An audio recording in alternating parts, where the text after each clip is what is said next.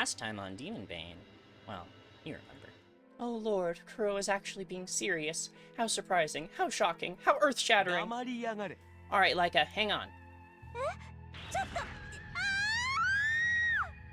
Laika's wail echoes through the night. Why did this happen? After flying out of the church, Alison is beginning to come to her senses. The power of the mirror has receded, leaving behind only silence. It's normal for strange things to happen around her, she thinks, but nothing like this has ever happened before. Could the compact really be magic like the woman said? No, you don't say. What if more of those monsters start appearing? The thought terrifies her. But for some reason, she can't get rid of the mirror. Holding it timidly, as though it were a bomb, Alison wanders aimlessly through the city. What should she do now? She has no idea. I can't return to the church. I don't want to. But I don't have anywhere else to go. I'm not strong enough to live on my own. What should I do? What should I do? What should I do? She keeps walking in circles, unable to come up with anything. Her stomach growls cutely, reminding her that she didn't really eat dinner. What should I do? I'm hungry. I'm hungry. The emptiness of her stomach makes her even more anxious and miserable, and her tears flow again. Why? Why did this happen?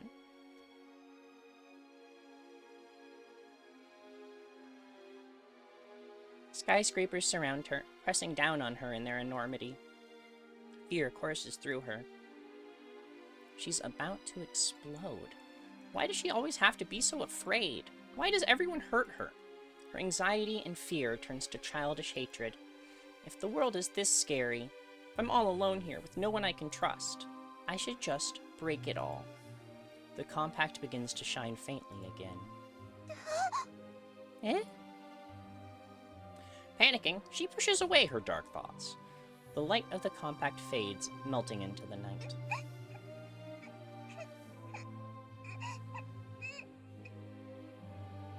Sob, sob. Her weeping echoes through the street. Why? Why is everything around me so scary? It's too much. I want to go home. Where is home?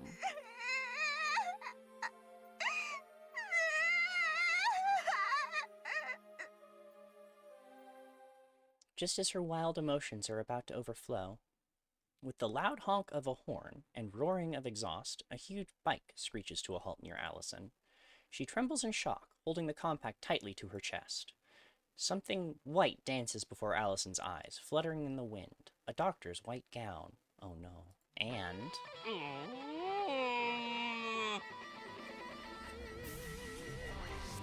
Get your fucking mouth off of Rel's vocal stem. According to my magic sensor, tell me, Mr. Dowsing, complete version with limited edition Doctor with full-size sexy body pillow. The signature of one of Alice's fragments should certainly be coming from around here. Oh, so na shoujo. 山道に咲く花のようにつつましく麗しい君のその手に握られているのはもしやであるか? Oh, you there, girl! That thing you are clutching in hands is dainty and lovely as a flower growing on a mountain road. Could it be? Could it be? Could it be? Beloved lady, would you be so kind as to hand that mirror over to me, please? もちろんただとは言わないのである。 Not for free, of course. As a sign of my gratitude, I will treat you to my full-course brainwashing program. This brainwashing is only available to those few I deem worthy, so it's quite an honor, sort of. Although I've never actually tested the full version. Anyway, come on!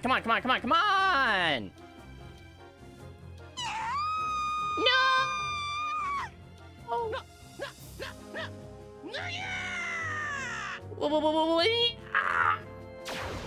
To her unstable heart, that was the final straw. As we fly among the skyscrapers, the wind howling in our ears, Laika tells me about Alison's past. Shit sucked, yo. Strange things would always happen around her. As a result, she was shunned by her relatives. Al nods like she's figured something out from the story.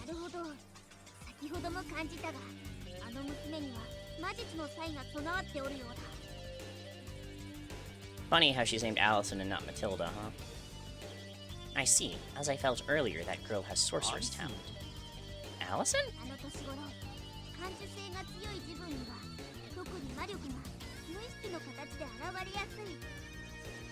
At her age, when sensitivity is strongest, it is easy for magic power to manifest unconsciously. Without even knowing it, with nothing more than their imagination, those with power can rewrite the laws of the world. Everyday magic, though unreliable, this type of magic is highly flexible. Have you not had any such experiences? No. I see. In most cases, the power and memory of it are lost while living in the limits of human society and common sense, becoming nothing more than the dreams of childhood. You must be of that sort. No way of knowing. Anyway, even if she is using my power, for her to be able to manifest it so strongly, that girl is quite talented. But it's a bad sign that she's unable to unleash such power without even knowing the basics. I'm speeding up.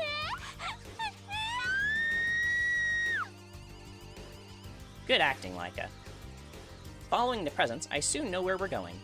With Al's fragment's power as my guide, I shoot through the sky. Laika clings to me, gripping stronger and stronger. Like ow! Laika, ow! I hear her whisper in my ear. Kuro, so you are still putting yourself in danger? Yeah. Well, I guess I don't have any excuses this time. Feeling guilty, I keep my mouth shut. Laika continues regardless. I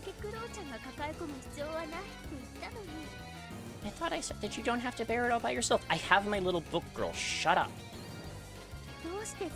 Why do you insist on putting yourself in such danger? Because my book girl is hot.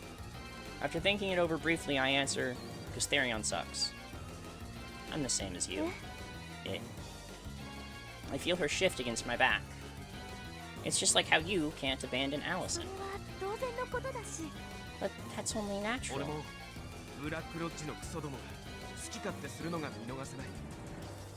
I can't let those Black Lodge assholes do as they please.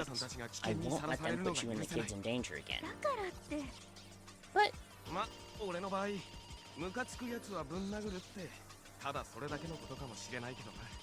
well, in my case, maybe I just want to punch that guy in the face. Why do you charge into battle so? Enough talking! Over there!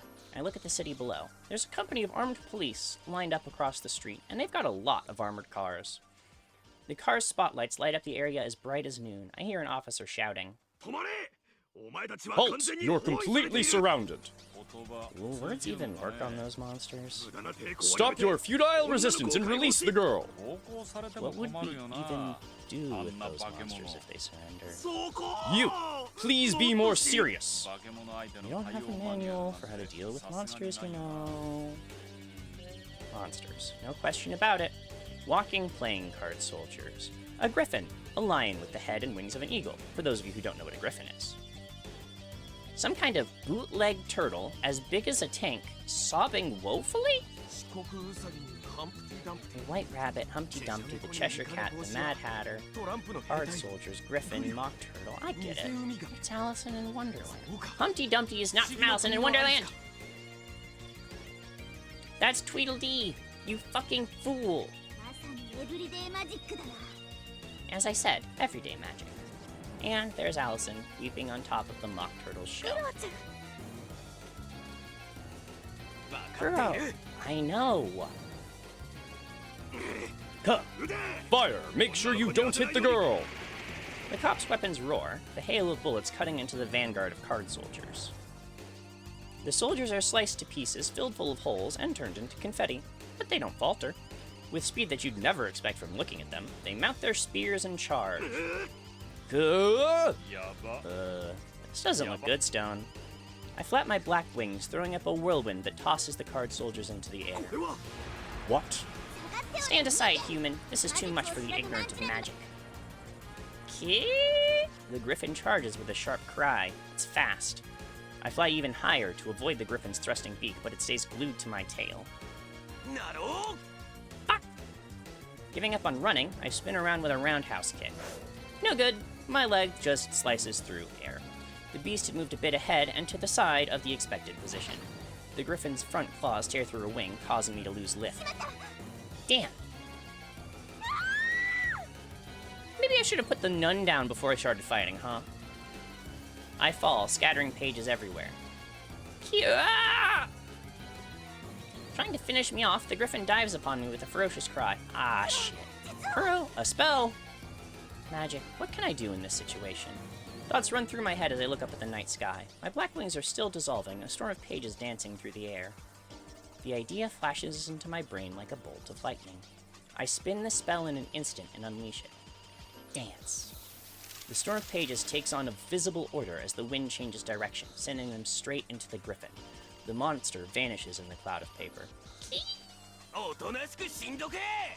Just die already! With my remaining wing, I slash at the blinded, flailing griffin. The blade of my Magius wing cleaves it in two. That was close! I flip around in midair, preparing to make a crash landing. My landing zone is... Alright, right on top of the turtle. Forgot, turtles have hard shells. I managed to brace myself and land fine, though numbness shoots up my legs from the shock. The impact of my landing has cracked the turtle's shell. It wails, tears pouring from its eyes. Sorry, buddy. Alison! I call it to Alison, who's clinging to the shells. I try to approach her. But... Oh, right, I'm scary looking.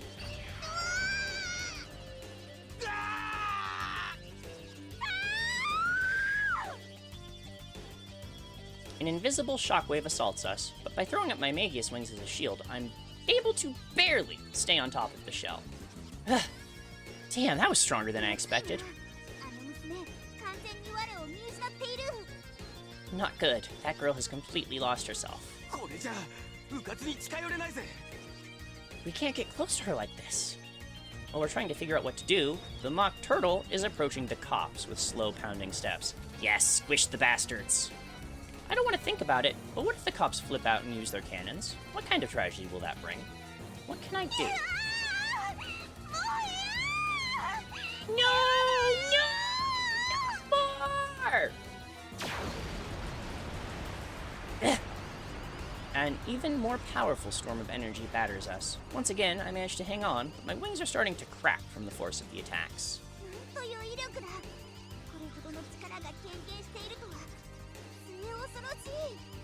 What power, to be able to manifest such strength.